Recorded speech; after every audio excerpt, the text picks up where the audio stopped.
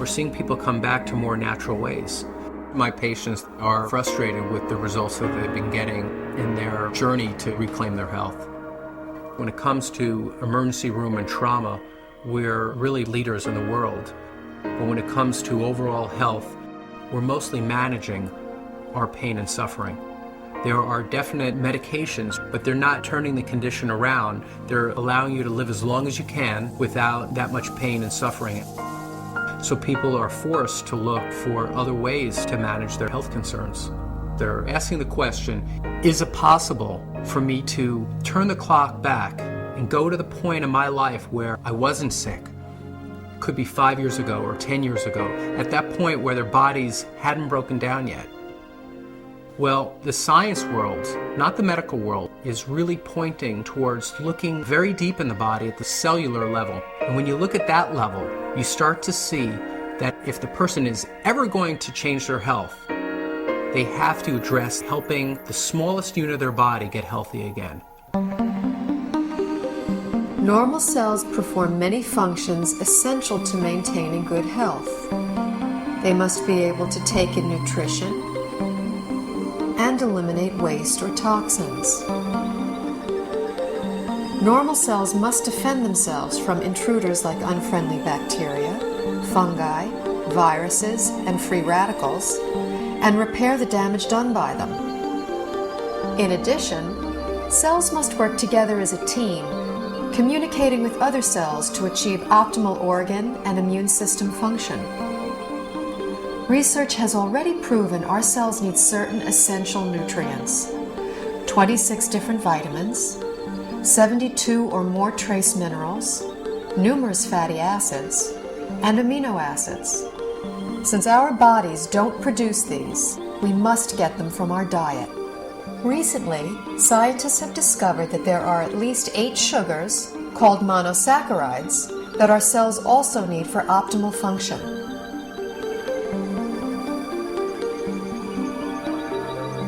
Inside cells, these sugars combine with protein strands and form complex structures called glycoforms. The exterior of a healthy cell is covered with a dense forest of these glycoforms. Glycoforms can exchange infinite combinations of information depending on their shape and charge. Glycoforms are present on the surface of all cells and actually prevent viruses, bacteria, and other enemy cells from entering a healthy cell by blocking the entrance to the cell's surface.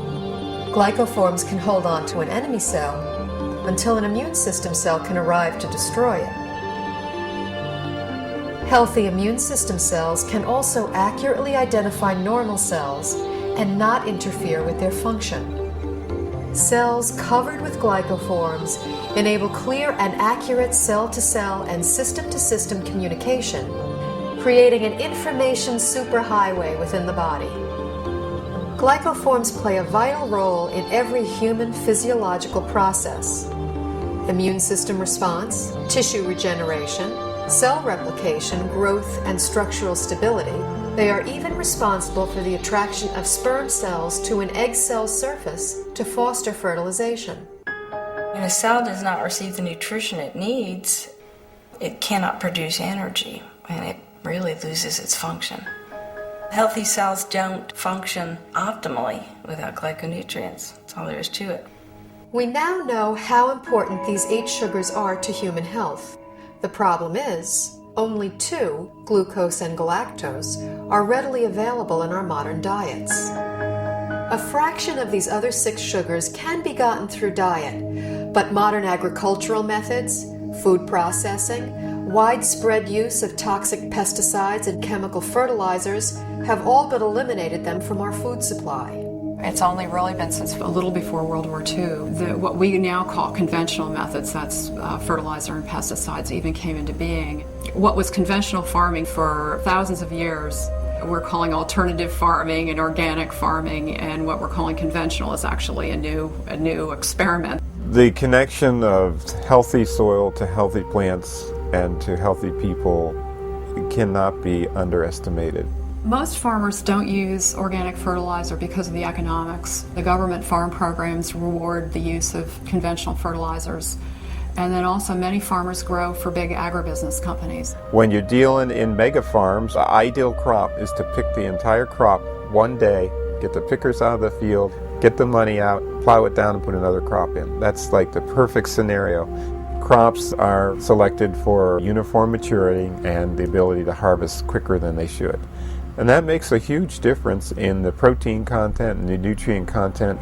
Optimally, you want the fruits and vegetables to stay on the vine or on the tree or on the plant for as long as possible, because in those last few days before ripening is when the essential sugars are brought to the fruit or vegetable. Everything that is not picked at its peak, everything that is shipped any length of time begins to lose its nutritional value. The nutrients actually start to oxidize. And once a vegetable turns a little brown or it's rusting, then it's going to cause free radical damage in your body. In addition, if something comes from a very long distance, it can have bacteria on it that your body is unfamiliar with. Generally speaking, the organic produce is much healthier, has a higher nutrient rate than the commercially grown vegetable. This whole thing of organic versus conventional, there's so few people that eat organic. 95% of the fruits and vegetables that are grown are conventional, which means that only a few people are eating organic foods. What I have my patients do is eat as many fruits and vegetables as you can, wash them, and assume that you're getting about a third of their phytonutrient value.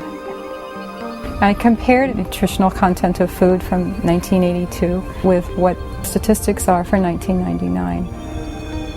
I was amazed at the nutrient decline in many fruits and vegetables. Overall, it was an average 25% decline in nutrition across the board. That is staggering. It's shocking. If we are losing 25% of our nutritional content in 20 years, what are we going to have in 20 years from now and 20 years down the road? Pretty soon we're going to be eating water and a little fiber, and that's going to be it. The body, to an extent, can make glyconutrients. That's the job of the liver. However, that is an emergency mechanism, and we're making our own glyconutrients. It's basically a state of starvation. If you don't have enough of the right type of sugars, you have faulty processing. With the faulty processing, things can go wrong. Without vital sugars and a variety of other micronutrients, cells cannot create glycoforms. The result is a breakdown in cellular communication and immune system response. Depleted cells are unable to defend themselves effectively, so cell structures can be damaged and are not effective in healing and regenerating. In this weakened state, cells cannot communicate effectively, compromising the body's ability to identify problems. They are also unable to destroy pathogens such as viruses, bacteria, and fungi, and cannot identify mutated cells so the immune system can eliminate them. For example, when a person suffers from an autoimmune disorder, their compromised immune system may respond inappropriately and treat altered normal cells as intruders and destroy them. It may allow mutated cells to proliferate, or the immune system may not respond at all, leaving the body extremely vulnerable to many types of infectious agents. Because they're not getting everything they need from their diet, people are doing one of two things. The first thing they do is nothing, and many people are ending up with chronic diseases, or they're getting sick more often. Their health is somehow degraded as a result. And other people are using supplements, including supplements of sugars. We need to eat the right foods to make the right structures to have optimal health. There's a break in the link here because we can't get that food anymore in today's modern diet. Therefore, there's a need to supplement with a type of nutrient called a glyconutrient. When I first learned about these glyconutrients, the concepts made sense to me, but I was very skeptical about using them. It seemed like there were a lot of people making claims that it could help with all different sorts of health conditions. And anytime I see that, I throw my hands up and I say, this can't be true. The big shift for me was seeing how many different countries were researching this. The University of Oxford have their own glycobiology institute where they were studying this as early as the late 1980s.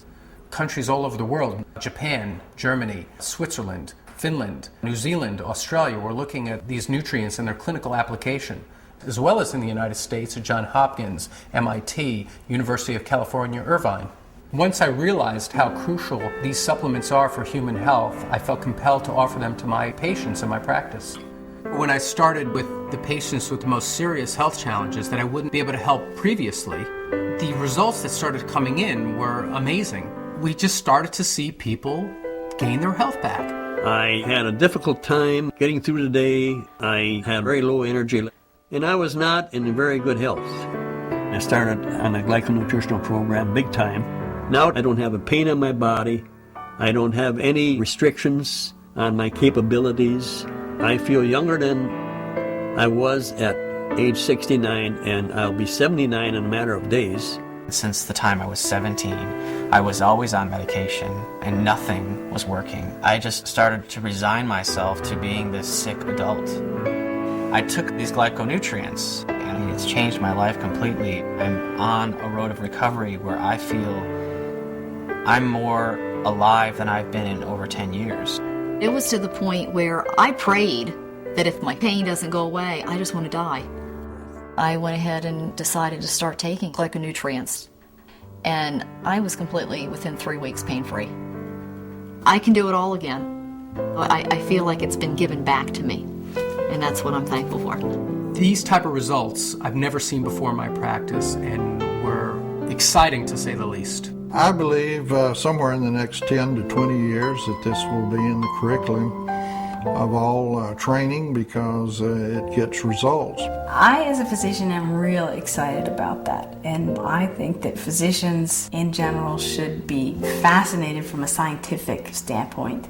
After seeing so many dramatic results with the people that I've recommended this to, my approach to healthcare has changed fundamentally. I hope to see a paradigm shift in treatment in the future, where you have a truly integrative approach between traditional medical care and nutritional support. And this would ultimately give people not only a longer life, but a better quality of life.